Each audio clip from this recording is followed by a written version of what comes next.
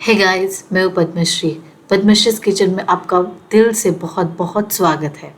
आज मैं आपके लिए सिर्फ 3 मिनट डॉल केक डेकोरेशन लेके आई हूँ। आपके पास ज़्यादा टाइम नहीं है तो आप फटाफट सिर्फ 3 मिनट में बहुत ही खूबसूरत से डॉल डेकोरेट कर सकते हैं और सबको इम्प्रेस कर सकते हैं।